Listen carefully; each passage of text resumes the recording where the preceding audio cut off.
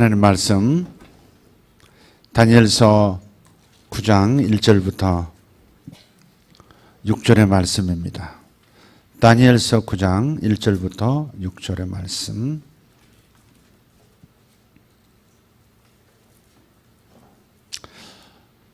본문 읽기 전에 우리 하던 거 합시다.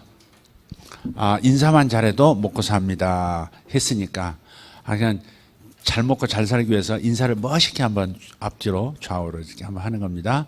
환하게 웃으면서 인사를 멋있게 한번 시작. 자, 뭐 문구를 가르쳐 줘야 되는 것 같아요. 주의 복이 충만히 임하시기를 빕니다. 시작. 아멘. 할렐루야. 감사합니다. 이렇게 인사하면서 웃으니까 더 좋죠. 그죠? 자, 다니엘서 9장 1절부터 6절입니다. 메대 족속 같이 아하수에로의 아들 다리오가 갈대아 나라 왕으로 세움을 받던 첫 해 곧 그 통치 원년에 나 다니엘이 이 책을 통해 여호와께서 말씀으로 선지자 예레미야에게 알려주신 그 연수를 깨달았나니 곧 예루살렘의 황폐함이 70년 만에 그치리라 하신 것이니라. 내가 금식하며 베옷을 입고 재를 덮어쓰고 주 하나님께 기도하며 간구하기를 결심하고 내 하나님 여호와께 기도하며 자복하여 이르기를 크시고 두려워할 주 하나님, 주를 사랑하고 주의 계명을 지키는 자를 위하여 언약을 지키시고 그에게 인자를 베푸시는 이시여, 우리는 이미 범죄하여 패역하며 행악하며 반역하여 주의 법도와 규례를 떠나 싸우며 우리가 또 주의 종 선지자들이 주의 이름으로 우리의 왕들과 우리의 고관과 조상들과 온 국민에게 말씀한 것을 듣지 아니하였나이다. 아멘. 오늘 다니엘의 기도 제단이라 하는 제목으로 말씀을 좀 나누고 싶습니다. 다니엘이 어떻게 기도 제단을 쌓았는가? 다니엘의 기도를 살펴보기 전에 다니엘서를 통해서 우리가 발견하는 다니엘이 우리에게 보여주는 어떤 특징들이 있습니다. 그러면 다니엘은 특별히 영적 전쟁이 무엇인지를 아주 디테일하게 보여주는 사람이다. 그렇게 제가 한번 규정해 봤습니다. 다니엘은 다니엘서를 통해서 자기 삶을 통해서 이런 걸 보여줍니다. 물질계에 일어나는 모든 일들이 영계에서 영향을 받고 있다는 사실을 보여준다는 겁니다. 영의 세계에서 승리가 오면 내 삶의 세계, 즉 자연계에도 승리가 오는 것이고 영적인 영역에서 패배하면 또 물질계 영역에서도 패배의 상황이 생긴다 하는 겁니다. 따라서 영적인 세계에 대한 이해를 잘 할 수 있도록 삶에서 자기 삶의 모든 정황들을 통해서 우리에게 보여주고 있다 하는 겁니다. 두 번째는 승리하기 위해서는 특별히 하나님 나라에 속한 우리로서 하나님 나라 안에서 하나님 나라를 위하여 하나님 나라를 통해서 승리하려고 한다면 반드시 동맹군을 알고 동맹군과 잘 연합해야 한다는 겁니다. 우리 그리스도인들에게 동맹군이 누구일까? 그것은 성경, 특별히 다니엘서는 천사와 천군임을 알려줍니다. 영의 세계에서 실존하면서도 우리 자연의 수준의 눈으로는 볼 수 없는 존재들이 우리와 동맹을 맺고 우리를 지원하기 위해서 천국으로부터 파송받고 있다는 겁니다. 또 천국으로부터 파송받는 천사들은 우리의 기도에 의해서 더 강력하게 역사한다는 것도 보여줍니다. 세 번째는 가정의 변혁이 직장의 변혁을 가져오고 또 직장의 변혁들이 국가의 변혁을 가져오며 열방의 변혁으로까지 이어진다는 겁니다. 이 트랜스포메이션이라고 하는 이 변화, 변혁이라고 하는 것, 이 땅이 하나님 나라가 되어지게 만드는 것, 마귀의 통치 상태에서 하나님이 친히 통치해 주심으로 이 땅에 사는 모든 사람들과 문화가 하늘 문화가 되도록 만들어주고 하나님의 풍성케 하시는 역사가 일어나도록 하는 것, 그것이 트랜스포메이션의 초점입니다. 근데 먼저는 가정에서 변화가 일어나야 한다는 겁니다. 가정 변화가 교회 변화, 직장 변화, 국가 변화로까지 계속 이어져 간다. 가정 변화가 매우 중요하다 하는 것을 보여주고 있습니다. 나중에 좀 자세히 말씀을 드리도록 하겠습니다. 네 번째 다니엘이 보여주는 영적 전쟁의 내용은 효과적인 기도 재단이 있어야 한다는 겁니다. 기도의 재단이 가정에 세워지고 직장에 세워지고 국가에 세워지고 교회에 세워져야 한다. 기도 모임과 기도 재단은 다른 것이다. 기도 모임은 단지 내가 나의 삶의 필요를 위해서 하나님 앞에 기도하는 시간이라고 규정한다면 기도 재단은 재단이라는 단어가 기도 재단의 특성을 보여주는 겁니다. 차이가 있어요. 재단은 반드시 재물과 그다음에 그 재물을 소멸하는 불 두 가지가 있습니다. 성전의 번제단을 생각하시면 되겠습니다. 구약에서는 짐승을 잡아서 재단에 올려놨습니다. 그러나 신약의 재단은 로마서 12장 1절에 있는 말씀처럼 우리더러 산 제물이다라고 말씀하고 있는 겁니다. 그러니까 살아있는 제물이 누굽니까? 내가 산 제물입니다. 우리는 죽어서 하나님 앞에 바쳐지는 존재가 아니에요. 산채로 내가 죽어져야 합니다. 산채로 죽어진다는 말이 뭡니까? 내가 죽어져야 할 요소가 있다는 겁니다. 죄가 죽어져야 하고 내 안에 조상 때부터 내가 태어나서 만들어 온 죄의 시스템이 있습니다. 자주 넘어지는 죄들이 있습니다. 가정마다 죄의 특징이 있습니다. 개인마다 죄의 특징이 있습니다. 직장마다 죄의 특징이 있고 국가마다 죄의 특징이 좀 다릅니다. 어떤 가정은 다툼이 심하고 어떤 가정은 음란함이 틈타서 가정이 깨지기도 하고 어떤 가정은 또 다른 것들이 역사하는 겁니다. 그래서 이런 죄들이 죄의 시스템 아래 잡혀있는 그리스도인들이 죄를 벗어버려야 하는 겁니다. 더러운 옷을 벗듯이 이 죄의 시스템을 벗어버리고, 그래서 가정 안에서 기도 재단을 쌓는 것이 무엇이냐? 나라는 존재, 죄에 짝짝꿍하는 나라는 자아가 재단에 올려져서 죽임을 당해야 한다는 겁니다. 그것이 첫 번째입니다. 재단의 특징은, 기도 재단의 특징은 내가 무엇인가를 얻기 위하여 기도하는 것으로 시작하지 않습니다. 죽음으로 시작합니다. 그리고 하나님을 높이는 것으로 시작합니다. 오직 하나님을 먼저 높입니다. 오늘 본문에도 뭐라고 그래요? 다니엘은 당신은 뭐 하시는 분이라고 말씀을 하고 있습니까? 크시고 두려워할 주 하나님, 주를 사랑하고 주의 계명을 지키는 자를 위하여 언약을 지켜주시는 분이십니다. 아주 언약을 잘 지켜주시는 분이라는 겁니다. 약속한 건 반드시 이루시는 하나님이십니다라고 그분을 먼저 높여야 합니다. 그리고 인자를 베풀어 주시기를 즐겨하시는 분이라고, 사랑의 하나님이라고 고백하는 겁니다. 이것이 매우 중요해요. 기도 재단에서는 하나님은 높여주고 나는 죽는 시간입니다. 나를 위하여 하나님이 일해 주시는 시간이라고 접근해서는 안 됩니다. 기도 재단은 먼저 내가 죽어야 합니다. 나의 죽음은 하나님의 높으심을 나타내는 것으로부터 시작되는 겁니다. 이런 것들을 다니엘이 자신의 기도 재단을 통해서 보여주는 겁니다. 우리가 기도 재단을 쌓아야 할 이유가 있습니다. 요한일서 5장 19절 말씀에 보면 이렇게 말씀합니다. 한번 읽어보죠. 또 아는 것은 우리는 하나님께 속하고 온 세상은 악한 자 안에 처한 것이다. 우리가 이것을 알고 있다는 겁니다. 경험하고 있다는 겁니다. 세상은 악한 자에게 속해 있습니다.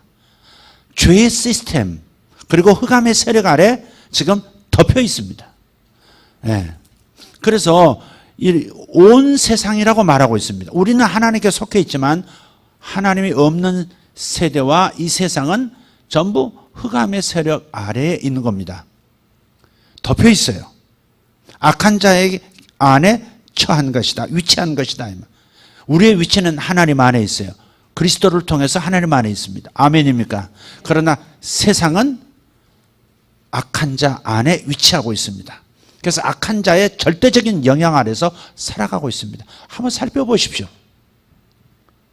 어쩌면 이렇게 세상이 갈수록 어두워지고 있습니까? 기계 기술은 날이 갈수록 발전하고 수많은 좋은 직종들이 생겨나고 수많은 풍성한 먹거리들이 지천에 널려 있지만 그럼에도 불구하고 죄악은 그 수준만큼 더 발전하고 있다는 겁니다. 오늘 대선 후보들이 젠더 감각이 있는가 그러면서 각 후보들의 젠더 감각을 이렇게 체크하는 것을 내가 보았습니다. 근데 트랜스젠더라는 말이죠. 성을 바꿔버리는 겁니다. 그죠? 성을 바꿔버려요. 실제로 외과적 수술을 해가지고 성을 바꿔버리기도 하고 외과적 수술은 하지 않아도 그냥 남자가 여자로 살고 여자가 남자로 사는 겁니다. 그리고 그것을 당연한 것으로 법제화시켜달라고 요구하고 이미 그것을 인정하는 나라들이 많습니다. 사랑은 오직 남녀, 이성 간에 있는 것만이 아니다. 동성 간에도 사랑이 있고 그 사랑은 아름다운 것일 수 있다. 그 누구도 이것을 방해할 수 없다. 이 자유를 해방할 수 없다라고 얘기하죠. 심지어는 캐나다에서는 16가지 종류의 사랑을 얘기하더라고요. 16가지 종류의 사랑. 네. 하나님의 사랑 이런 거 말고 인간의 러브 스토리를 말하는 거예요. 어떻게까지 이렇게 됐습니까? 어떻게 해서 동성 결혼을 합법화시키는 그런 법안들이 통과가 되는 것입니까? 기독교 국가라고 했던 국가들 사이에서 이런 일이 있습니까? 그것은 그 마음에 하나님 두기를 싫어하는 데서 출발하는 겁니다. 하나님 두기를 싫어해. 하나님을 마음에 두면 하나님의 말씀을 들어야 되기 때문에 하나님을 밀어내는 겁니다. 하나님의 말씀을 거부하는 겁니다. 진리는 하나가 아니야. 진리라는 것은 다 상대적인 거야. 상황에 따라서 진리는 다르게 해석할 수 있어 라고 합리적인 것처럼 이성적인 것처럼 그것이 현대적인 감각 있는 문화인 것처럼 접근하죠. 이런 악한 시스템에 지금 처해 있어요, 세상은. 그래서 그걸 법으로 만들어주는 겁니다.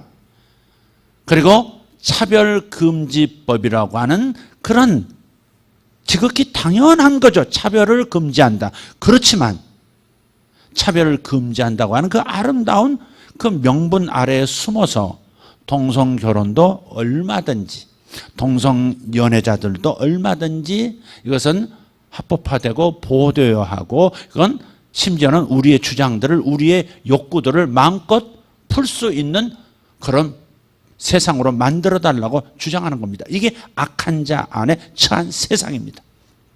직장은 어떻습니까? 악한 자 안에 처해 있지 않습니까? 수많은 젊은이들이 수많은 직장인들이 제게 와서 상담하면서 너무나 큰 고통을 얘기합니다.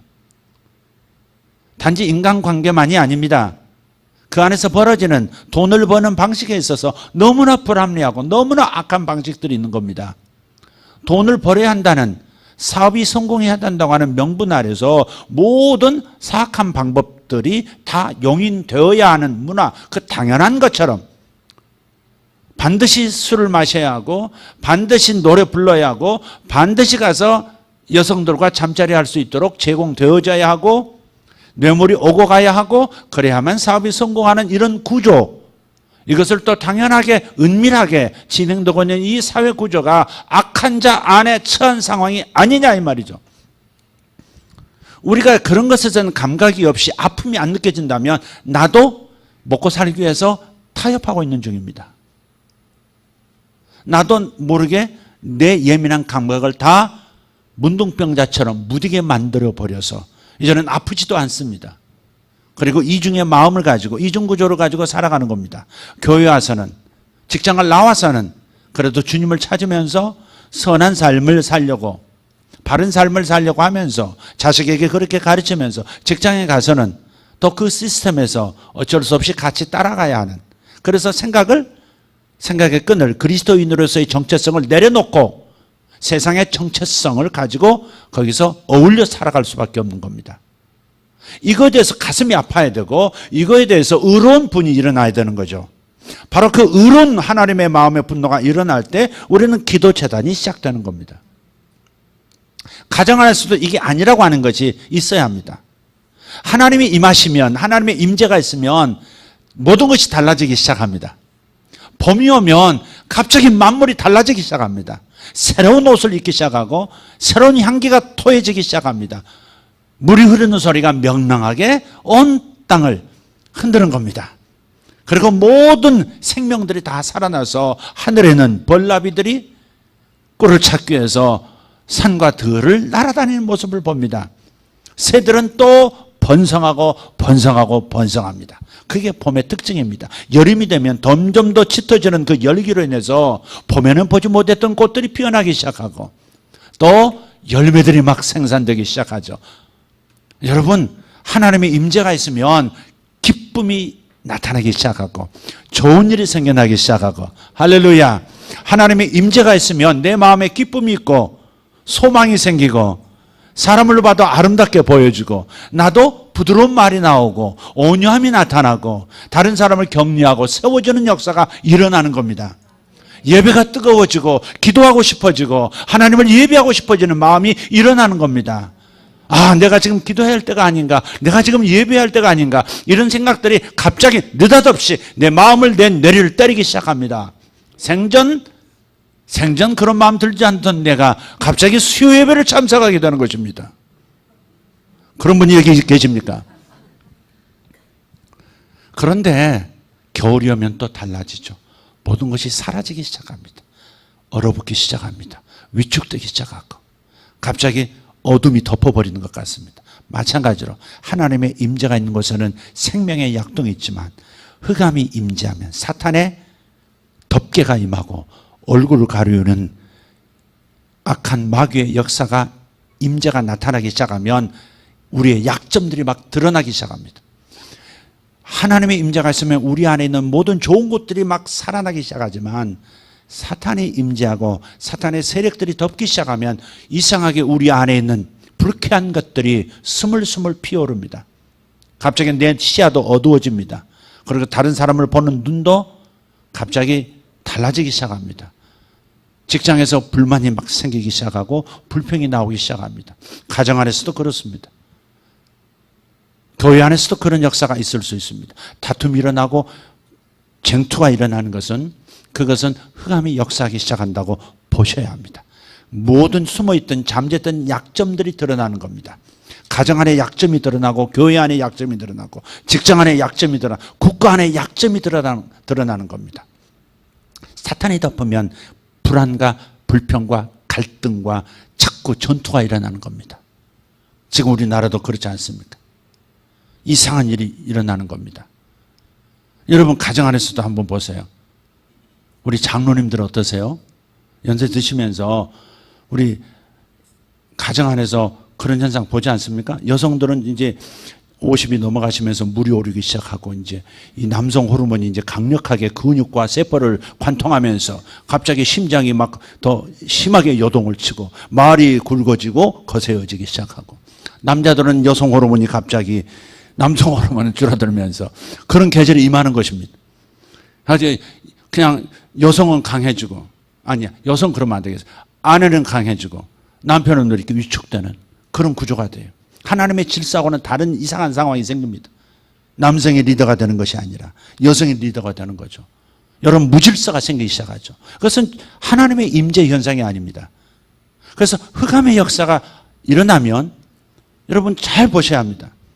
그래서 여러분, 연세 드신 분들은, 여성들은 자신이 신체적인 호르몬의 변화라고만 하지 마시고 사탄의 역사하면 약점들이 강하게 나타나는 거예요. 그 약점은 드세지는 것일 수도 있어요. 그 약점은 자꾸 불만이 일어나고 우울증이 일어나고 그런 것일 수도 있습니다. 여러분 그런 분별하셔서 그런 것들 그 흐름 흑암의 역사에 따라서 자신의 약점을 물쏟듯 쏟아내기 시작하면 하나님의 질서가 깨지기 시작, 가정 안에서 깨지기 시작하고 사탄은 그 가정에 자리 잡습니다. 그걸 용납하지 않아요. 물론 가정의 머리, 부부간의 머리인 남자도 잘해야 되겠죠. 충분한 너그러움과 사랑이 있어야 되겠죠. 그것이 우리에게 또 그 남편에게는 약점일 수 있어요. 그러나 아내도 약점이 있다는 말이죠. 근데 흑암이 역사하기 시작하면 그 약점들이 도드라져서 갈등이 일어난단 말이에요. 그러면 갈등이 일어나면 아군끼리 충돌이 일어나면 기도 제단이 가정에 세워지지 않는 겁니다. 기도하는 분위기가 되질 않는 겁니다. 하나님의 임재를 추구할 수가 없습니다. 갈등 속에서는 가까운 사람의 갈등 속에서는 하나님의 임재를 추구하는 기도 제단을 지속적으로 쌓을 수가 없고 말씀의 제단을 세울 수가 없는 겁니다. 그러니까 여러분들이 이런 것들을 분별해서 지금 어떤 계절인가를 보셔야 합니다. 우리 교회로 말한다면 하나님께서 새벽의 기도의 제단을 계속 강하게 쌓도록 점점 힘을 불어넣고 계시고 성도들의 마음을 움직이고 계세요. 또 예배 시간도 마찬가지. 우리가 정기적으로 드리는 예배 속에서 우리는 찬양도 열정적이어야 하고 기도도 더 열정적으로 하나님 앞에 올려져야 합니다. 기도 시간에 내가 죽어야 합니다. 기도 시간에 내가 펄펄 살아나는 게 아니라 기도 시간에 내가 죽어져야 하는 시간입니다. 죽어져야 마귀가 이용할 수가 없는 겁니다. 마귀가 찾아들 수 있는 악한 흑암의 세력에 찾아들어서 내 영을 옥죄일 수 있는 요소를 제거하지 않으면서 기도하면 응답은 받는 것 같으면서도 자꾸 더 악화되는 문제는 벗어나지를 못하는 겁니다. 새로운 승진, 영적 승진과 돌파가 일어나지 않습니다. 그래서 그 부분을 우리가 잘 이해하고 이 하나님의 임재와 흑암의 임재의 차이를 민감하게 좀 알 필요가 있어요. 그래서 1절에 말씀드렸던 이사야서 25장 7절의 말씀처럼 하나님께서는 바로 임재의 산, 하나님의 산에서 사람의 얼굴을 가리고 있는 가리개를 제거할 것이고 열방을 덮고 있는 덮개를 제거한다고 그랬어요. 이 덮개란 말은요, 무슨 원어로 보면 막이란 뜻입니다. 막. 여러분 비닐이 이렇게 있으면 아무리 국물이 많아도 새지 않죠. 그죠? 여러분 햇빛을 쬐다고 유리창 뒤에 이렇게 서 있으면 햇빛의 효용성을 충분히 맛보지를 못합니다. 반드시 유리창 바깥에서 햇빛을 직접 쬐야 바이타민 D가 생기는 겁니다.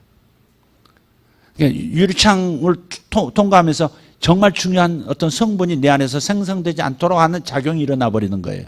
그런 것들이 막입니다. 막. 뭔가 은혜 받고 있는데 막이 있으면 은혜를 못 받습니다. 예배 장소에 왔는데 뭔가 덮어쓰여 있으면 말씀이 들어가질 않습니다. 성령의 역사에 감동이 안 일어납니다. 변화가 따라서 안 일어납니다. 1년 전이나 지금이나 똑같습니다. 예배 오기 전이나 예배 후나 여전히 내 마음은 변하지 않습니다. 사람의 마음은, 사람의 속사람은 오직 하나님만 바꾸실 수 있습니다. 아멘. 그런데 하나님이 역사하심을 왜 맛보지 못하느냐? 다른 사람은 기뻐하며 뛰며 돌아가는데, 소망을 품고 기쁨 가운데 승리를 외치며 가는데 왜 나는 오기 전과 똑같은 상태로 가고 있느냐? 무슨 막이 있는 겁니다. 그 덮개를 제거해야 하는 거예요. 그 가리개를 제거해야 합니다. 그래서 기도 제단을 쌓을 때는 그 막을 찢어버리는 기도를 먼저 해야 되는 거예요. 그 막은 바깥에 있는 게 아니라 사실 내 안에 있을 수 있습니다. 내 남편이 마음에 들지 않으니까 나는 언젠가는 이혼할 거야. 이걸 가지고 있으면 끊임없이 마귀는 어려운 순간을 만들면서 끊임없이 행동으로 옮기도록 역사할 겁니다. 가출해 버리는 건 낫겠다 이런 마음을 버리지 않는 한은 이 죄를, 이 자아를 번제단 위에 올려놓고 하나님의 성령의 불로, 소멸하시는 불로 태우실 수 있도록 내놓지 않으면, 회개하지 않으면, 그러면 여전히 나는 마귀의 위치, 마귀가 역사하는 위치 안에 내가 있는 겁니다. 온 세상은 바로 흑암 아래에 처한 것이라, 마귀 아래에 처한 것이란 것처럼 내가 그리스도에게 신분은 속했지만은 실상은 마귀의 영향력 아래 계속 있는 겁니다. 자기 그 죄된 갈망을 버리지 않으면서 끊임없이 그걸 또 기도하게 됐다면 하나님이 역사하시는 것이 아니라 오히려 마귀의 역사가 더 강해지죠. 그러니까 이런 부분을 우리가 다니엘에게서 배워야 되겠다는 겁니다. 오늘 다니엘을 보면 금식하기로 기도하기로 결심하잖아요. 이 결심이 참 중요하잖아요. 결심하는 거. 결심, 내가 이제부터 기도해야 돼. 기도재단 가정에서 쌓아야 되겠다. 그래서 이번에 제가 정말 이 기도의 불을 일으키시고 계시는, 이제 작은 불이지만 기도의 불을 계속해서 얼마 전부터 계속 일으키고 계시는데, 그렇다면 우선 가정에서 제대로 된 기도의 불이 이렇게 꺼지지 않도록 만들어야 될 텐데, 우선 담임 목사인 제가 내 가정에서 나의 자녀들과 가정재단을 어떻게 세울 것인가가 그래서 고민이 돼요. 과연 내가 지금 기도의 불을 당기시고 또 효과적인 예언적 중보기도의 사역을 통해서 하나님 나라의 도래를 구체적으로 지금 꿈꾸고 행사하려고 하는데, 가정에서 내 자녀들이 기도의 재단에 나오는, 그래서 함께 기도 재단을 쌓는 구조가 되질 않으면 후방이 약하잖아요. 측면이 약하다고요.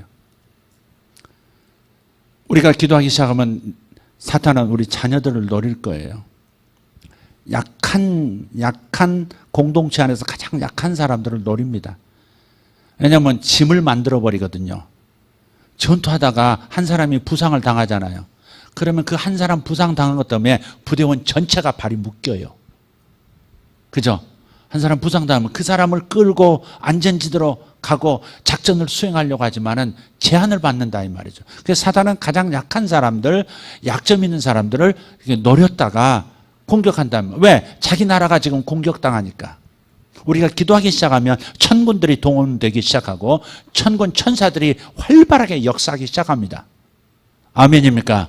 천군 천사들이 함께, 여러분, 세상을 변화시키고 가정을 변화시키고 직장을 변화시키는 일은 우리 사람의 힘으로는 안 됩니다. 우리가 할 수 있는 것은 하나님을 예배하고 말씀 붙들고 기도 재단 쌓는 것밖에 없습니다.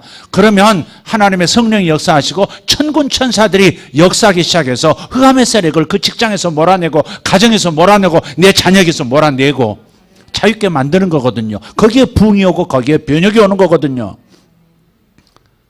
그래서 천군 천사들, 동맹군들을 동원해야 할 텐데 우리 기도가 약해지도록 우리의 약한 부분을 공격한다. 부부 사이에도 역사하죠. 자식에게 역사하죠. 그러면 주의 일을 할 수가 없는 겁니다. 목사로서도 가정이 공격당하면 사역을 마음껏 할 수가 없습니다. 기도부터 시작해서 말씀 사역 모든 것이 불가능해집니다. 불가능이란 말은 조금 어폐가 있습니다만은 어려워진다 이 말이죠.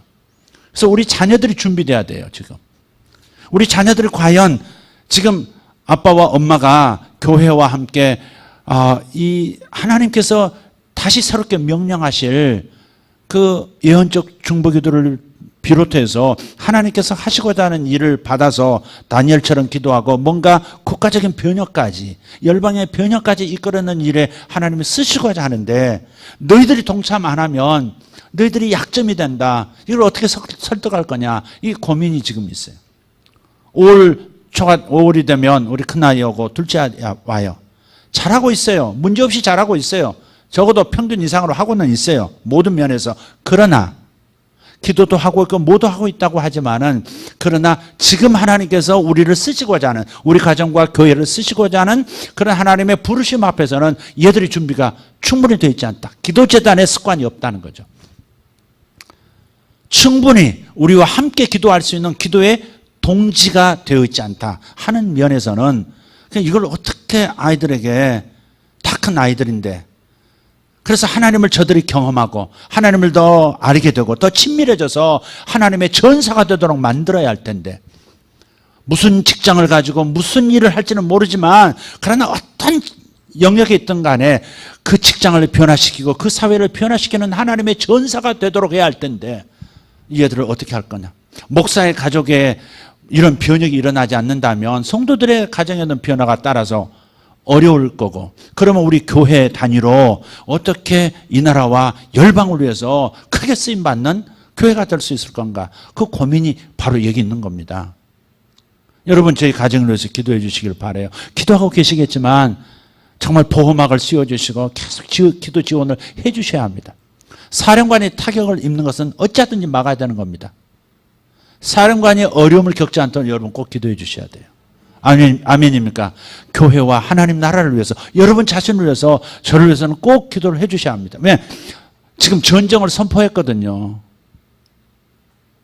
우리가 그냥 그저 좋고 좋은 방식으로 그냥 하나님 주신 현재까지의 복을 가지고 엔조이하면서 나가면 마귀도 별로 우리를 그렇게 상관 안 합니다. 네, 상관 안 합니다. 자기 흑암의 나라에 별 타격을 주는 교회가 아니거든요. 이해가 되십니까? 자기들끼리 그냥 좋아서 그냥 그러다가 끝나는 교회, 그것은 흑암의 나라에 도전하지 않는 교회이기 때문에 음부의 권세가 떨질 않는다 이 말이죠.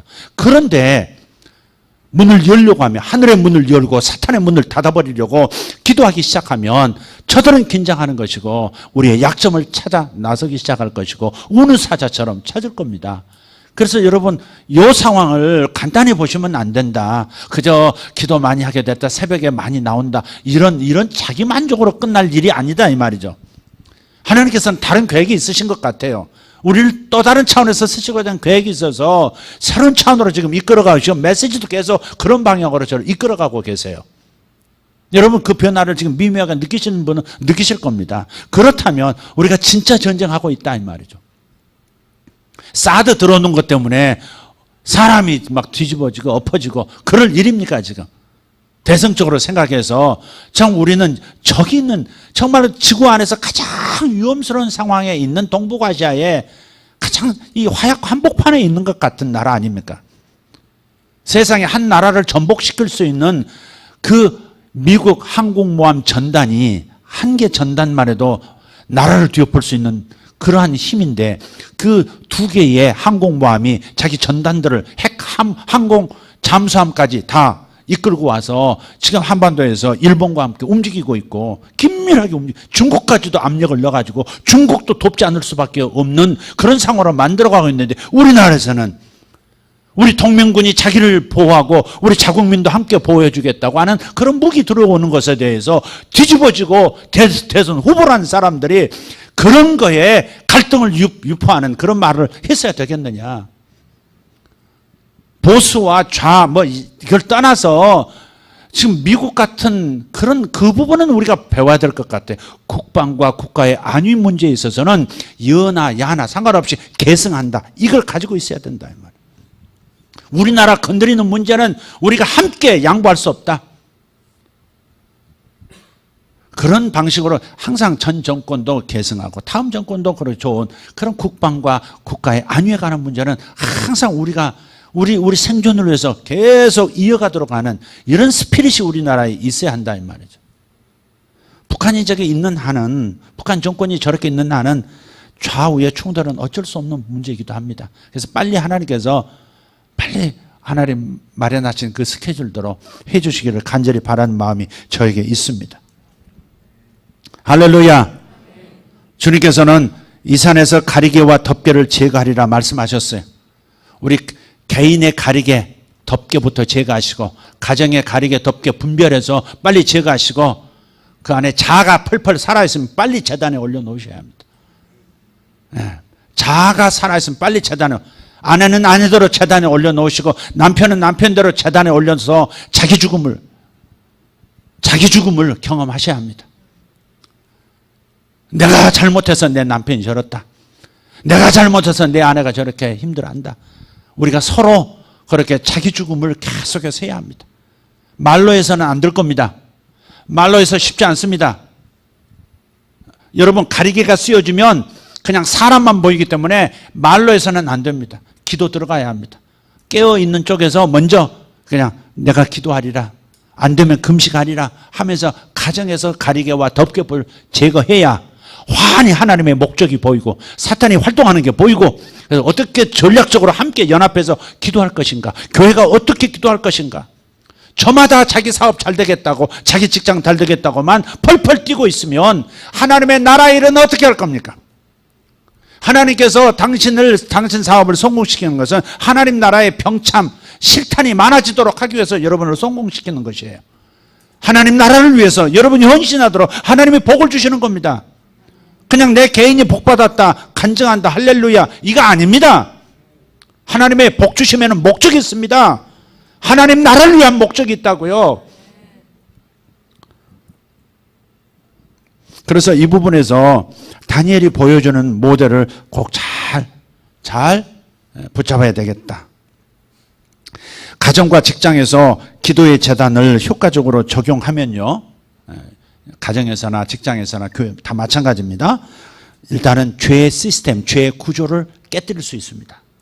죄가 보이고요, 와, 죄가 이렇게 무서웠구나, 죄의 사슬이 이렇게 우리를 얽어매고 있었구나, 와, 죄의 종이었네, 내가 하나님의 아들이면서 딸이면서 실제로 내가 생각하고 말하고 움직이는 것은 전부 죄에 영향받아서 죄의 종이었네, 이걸 깨닫습니다. 죄의 시스템을 깨야 합니다. 가정의 죄의 구조를 깨야 합니다. 그래야 저주 구조도 사라집니다. 아멘입니까? 죄의 구조를, 여러분 가정 안에 나태함이 있으면 안 돼요. 이렇게 말할 자격이 저도 사실 좀 어떻게 보면 좀 부끄럽습니다. 계속해서 집중적으로 주님을 생각해야 되는데 내가 산만한 면이 있어요. 계속해서 하나님의 임재를 구하고 이 산이 되도록, 내 가정이 하나님의 임재산이 되도록, 내 교회가 임재산이, 직장이 임재산이 되도록 끊임없이 하나님의 임재를 구해야 할 텐데 딴 데로 신경이 자꾸 산만하게 갈 때가 많단 말이에요. 그런 점에서 부끄러워요. 그런 점에서는 저도 나태해요. 그러나 이제는 우리 함께 깨어나야 된다, 깨어날 때다 이 말이에요. 자식은 기도할 줄 모르는데 자식이 지금 잘 되고 있다고 웃고 있는 부모야말로 이거 얼마나 허망합니까? 마귀가 비웃지 않겠습니까? 마귀가 비웃지 않겠습니까? 아이고, 비웃죠. 그러니까 우리 자식들이 주님을 사랑하고 주님 앞에 기도할 줄 아는, 하나님을 경험할 줄 아는 자식이 되도록 그렇게 될 때까지 기도하는 겁니다. 자식하고 드자비질하지 말고, 말로 싸우고 자꾸 해서 상처 주고 상처받지 말고 그냥 기도해서 자기 영역으로 흑암에서 몰아낼 수 있어야 하고, 내가 기도하는 존재가 될 뿐 아니라 기도하는 존재가 되도록 영역으로 몰아가야 합니다. 단지 우리가 요즘 착해졌다고 그런 수준으로 우리가 어떻게 영적 세계에서 승리할 수 있겠습니까? 자식이 지금 기도하는 자식이냐 이 말이죠. 말씀을 사랑하고 하나님을 경험하고 있냐 이 말. 하나님을 경험하지 않으면 하나님의 사람이 될 수 없습니다. 하나님은 아브라함의 하나님, 이삭의 하나님, 야곱의 하나님 그랬어요. 왜 그랬게요? 하나님은 행동하시는 하나님이기 때문에 그래요. 하나님의 행동으로 자신을 나타내 주세요. 하나님을 역사 속에서, 삶 속에서 경험시켜서 신앙을 세워주는 겁니다. 그냥 교리 전달, 성경 전달 통해서 하나님의 사람 되지 않습니다. 하나님을 경험해야 합니다. 내 자식들이 하나님을 경험하지 않으니까 이렇게 장성해서 방황하고 쓰레기 같은 영역에서 그렇게 무력하게 살고 있는 겁니다. 비참하게 사는 겁니다. 사탄이 얼마나 무서운데요. 이때 주님 나타나시면 싸그리 그냥 휩쓸려가 버릴 사람 많습니다. 미안한 얘기지만 주님 오셔서 우리 하는 행동에 따라서 심판하시고 천국 들어가고 못 들어가야 한다는 그런 기준을 가지고 하신다면 천국 못 들어갈 사람이 태반일 겁니다. 물론 당연히 하나님 그분께서 우리의 이 연약한 처지를 아시고 은혜로 우리를 구원시켜 주시고 하나님의 아들이라는 신분을 영원히 거둬가지 않겠다고 하시는 작정. 그러나 그저 연약한 상태로 머무는 것을 볼 때 주님이 가슴 아프시죠. 태어났는데 1살이 되고 2살이 되고 3살이 됐는데 자라지 않는다면 부모의 가슴에 멍들죠. 하나님 아버지도 마찬가지라고 믿습니다. 이만큼 자라야 되는데 키가 왜 다른 애하고 비교해서 너는 이만큼밖에 자라지 않느냐고. 우리 아들이 6년 동안 남자애인데 남녀를 합해서 1번이었다는 사실이 얼마나 가슴이 아픈데, 여러분 그거 안 기겁하셔도 모르죠. 남자애가 이렇게 작고 이렇게 막 마르고 힘이 없고 딴 애는 툭 장난쳤는데 얘는 쓰러지고, 그게 얼마나 괴로운지 몰라요. 도대체 어떻게 해서 우리 아이가 이렇게 작을까? 6년 내내 1번 남녀 합해서 6학년 2학기 때 엄마 하고 뛰어들었는데 내가 2번이야! 그럼 뛰어들어는 이 상황을 한번, 이 가슴 아픈 이야기 한번 들어보세요.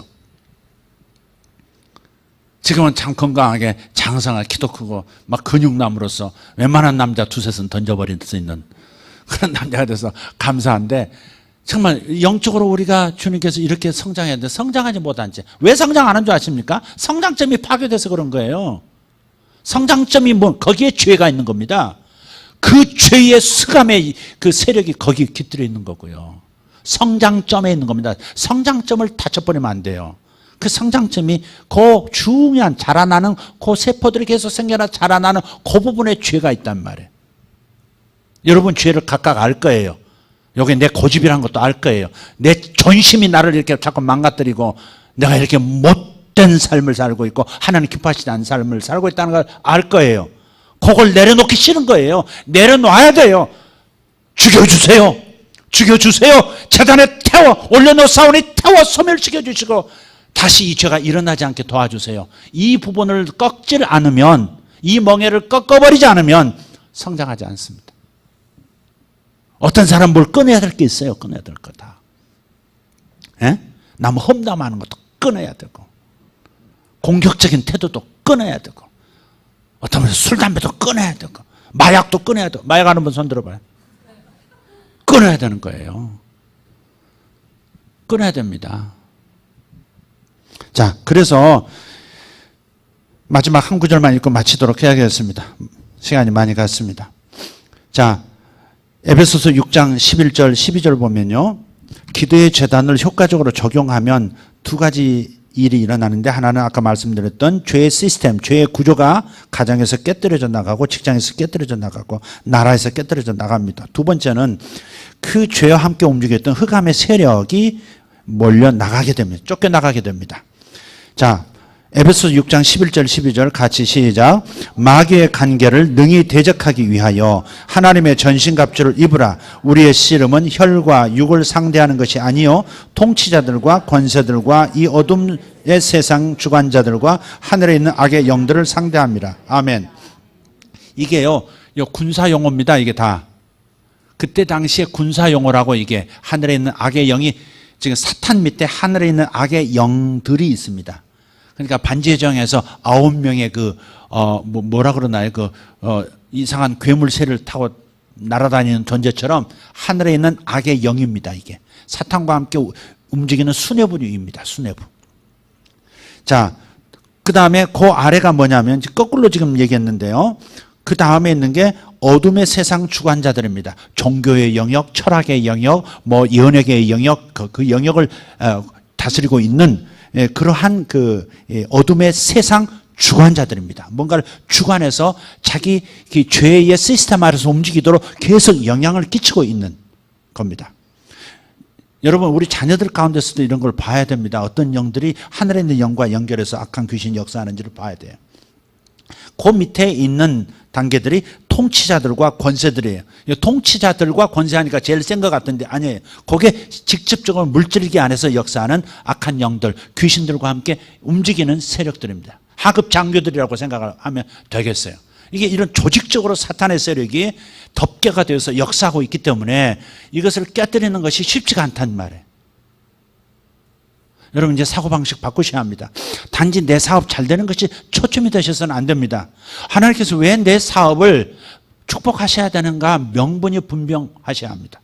하나님께서 교회를 그렇게 움직여가고 계시고, 이런 영향력 아래서 새로운 것들을 세우기를, 하나님의 영향력으로 시스템을 새롭게 만들어야 하기 때문에 하나님께서는 기도의 재단을 쌓게 하고 계세요. 그래서 여러분 직장, 여러분 사업장도 여러분 사업하는 이유, 직장에서 성공하는 이유들이 하나님 앞에서 명분이 분명하도록 패러다임 시프트가 일어나야 합니다.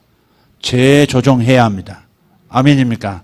그냥 월급 올랐다가 쪼개고 다니면 안 됩니다. 왜 쪼개시게 하는지를 여러분이 이해하셔야 합니다. 왜 내게 형통함을 주시는지를 이해하셔야 합니다. 왜 내가 여기서 막혀 있는지를, 왜 여기서 정체돼서 더 이상 발전이 없고 계속 어려움이 지속되고 있는가를 여러분 아셔야 합니다. 우리는 전쟁 중입니다. 다니엘은 영적 전쟁을 우리에게 보여주고 있습니다.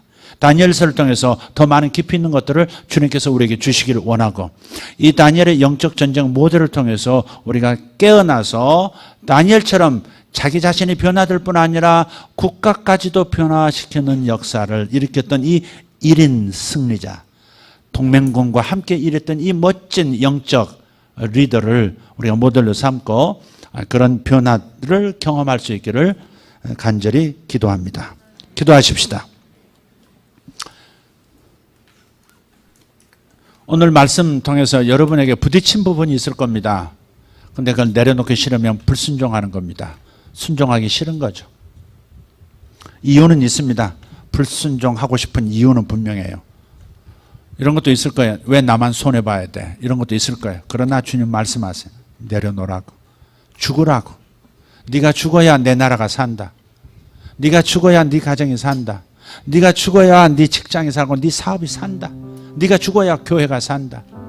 목사가 죽어야 한다면 목사가 죽어야 하고, 장로와 권사가 죽어야 한다면 그 리더들이 죽어야 하고, 여기 있는 모든 부모가 죽어야 한다면 부모가 죽어야 자식이 삽니다. 그러니까 죽는 것을 두려워하지 마시고, 상실이 아닙니다. 부활을 얻기 위해서 십자가에 내가 차원하여 나를 죽여달라고 제단 위에 나를 올려놓는 겁니다. 나는 펄펄 살아있어서 그냥은 안 죽을 겁니다. 그냥은 안 타져요. 아브라함이 이삭을 꽁꽁 묶어서 제단에 결박해서 올려놓듯이 하나님의 성령이 나를 결박하지 않으면 나는 제단에 올라가는 것도 스스로 못합니다. 성령이시여 우리를 결박해 주시옵소서. 내 죄가 죽도록, 내 자아가 죽도록 성령이시여 나를 결박해 주시옵소서. 나를 결박하여 주십시오. 말씀의 예리한 칼로 내 죄의 시스템을 분쇄해 주시고 내게서 떼어내 주십시오. 나를 새로운 영역으로, 새로운 수준으로, 하나님의 유용한 그릇으로, 병기로 하나님께서 세워주시기를 소망합니다. 그런 분들은 일어나셔서 이 시간 함께 기도했으면 좋겠습니다. 주여, 내가 내려놓겠습니다. 내가 주께서 다시 이 문제 가지고 주님 앞에 나 안 죽겠다고 몸부림하고 하나님하고 대항하고 하나님의 말씀까지도 변개시켜 가면서 그렇게 하지 않도록 결심하시면서 기도했으면 좋겠습니다. 기도의 제단을 쌓아 하늘을 열고 땅을 변화시킬 수 있는 하나님의 용사가 되려면 나 자신이 먼저 죽음을 통과해야 합니다. 번제단에 나를 묶어 올려놓아 주십시오. 주여, 내가 죽기 싫어하는 내 마음, 죽기 싫어하는 이 못난 자아를 주여 결박하여 주시옵소서. 주님 앞에 부르짖어 기도하기를 원합니다. 주여, 주여, 주여, 주여,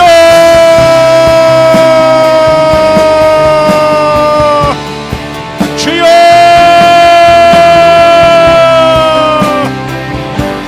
아버지의 역사하여 주시옵소서. 우리가 천국의 어린아이로 돌아가게 하여 주시옵소서. 아버지 나를 묶어 내 입을 재갈 물려 내 행실을 온전히 결박하여 제단에 올려놓고 닭을 드시고 주님 나의 죄를 도려내 주시옵소서. 나의 연약함을 도려내 주시옵소서. 내 허물을 벗겨 주시옵소서. 그리고 태워 주시옵소서. 다시 살아날 수 없도록 성령의 불로 태워 주시옵소서.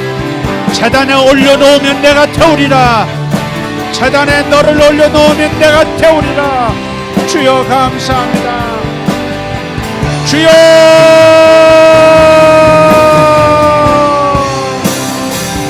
주여. 아버지여, 아버지 나의 나탐을 묶을 수 있도록 아버지 조밀하게, 아버지 하나님 나의 생각, 아버지 생각에 변화가 일어나게 하여 주시옵소서. 주님, 내 생각을 변화시켜 주시고 내 마음을 변화시켜 주시옵소서. 살아계신 하나님 감사합니다. 영광의 우리 아버지 하나님 감사합니다. 할렐루야, 할렐루야, 할렐루야. 아버지여, 아버지여, 아버지여. 여기 하나님의 남자들을 축복해 주시옵소서. 여기 하나님의 여자들을 축복하여 주시고